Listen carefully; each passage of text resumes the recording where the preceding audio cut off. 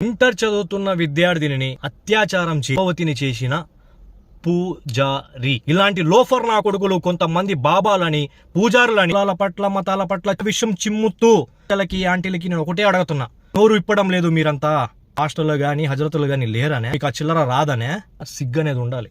తైలారా అందభక్తులారా, hi guys, అస్సలాము అలైకుం, నమస్తే, praise the lord. Inter చదువుతున్న విద్యార్థినిని పలుమార్లు బలవంతంగా అత్యాచారం చేసి గర్భవతిని చేసిన పూజారి.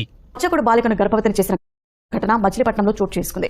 బాలిక తల్లిదండ్రుల ఫిర్యాదుతో ఆర్పేట పోలీసులు కేసు నమోదు చేసి దర్యాప్తు చేస్తున్నారు. నగరంలో పనిచేసే ఓ అర్చకుడి ఇంట్లో బాలిక కుటుంబం నివాసం ఉంటుంది. చేస్తే ఇతను వచ్చేసి ఒక గుడిలో పూజారి అయితే పనిచేస్తా ఉన్నాడు. ఇతనికి వచ్చేసి 2 ఆడపిల్లలు ఉన్నారు. ఈ ఆడపిల్లలతో ఆడుకోవడానికి చదువుకోవడానికి తన ఇంట్లోనే అద్దెకుంటున్న కుటుంబానికి సంబంధించి ఇంటర్ చదువుతున్న విద్యార్థిని వస్తూ వెళ్తూ ఉండేది.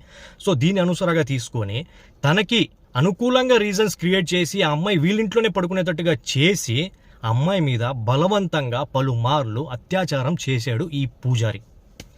సో ఆ అమ్మాయి ప్రవర్తనలో మార్పు గమనించిన తల్లిదండ్రులు వెంటనే హాస్పిటల్ తీసుకెళ్లి వైద్య పరీక్షలు చేయించారు.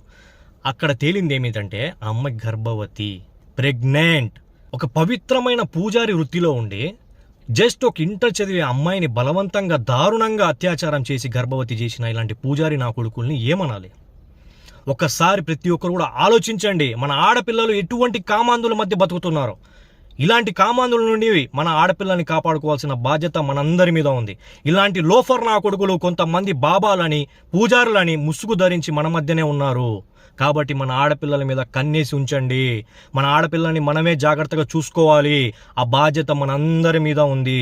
కాబట్టి ప్రతి ఒక్కరు కూడా జాగ్రత్త వహించండి. అదేవిధంగా ఈ మధ్య కాలంలో ఎవరైతే యూట్యూబ్ ఛానల్లో ఓపెన్ చేసుకొని కులాల పట్ల మతాల పట్ల చిచ్చులు పెట్టే విధంగా ప్రతిరోజు కూడా విషయం చిమ్ముతూ దుష్ప్రచారాన్ని ప్రజల్లోకి తీసుకెళ్తున్న కొంతమంది అక్కలకి ఆంటీలకి నేను ఒకటే అడుగుతున్నా. మొన్న వైష్ణవి, ఈరోజు ఈ అమ్మాయి, ఇలాంటి సంఘటనలు బయటికి రాని సంఘటనలు ఎన్నో.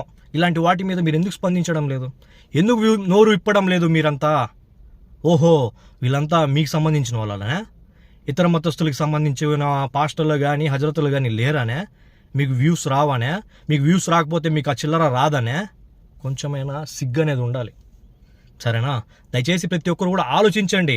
బత్తాయిలారా, అందభక్తులారా, మీరు కూడా ఆలోచించండి. ఇలాంటి నా కొడుకులు ప్రతి చోట ఉన్నారు, ప్రతి మతంలో ఉన్నారు, ప్రతి కులంలో ఉన్నారు. ఇలాంటి వాళ్ళందరినీ ఎదుర్కోవాలి అంటే అందరూ ఐక్యంతో ఉంటేనే ఇలాంటి కామాంధుల నుండి మన ఆడపిల్లల్ని కాపాడుకోవచ్చు. థ్యాంక్ యూ అండ్ జై హింద్.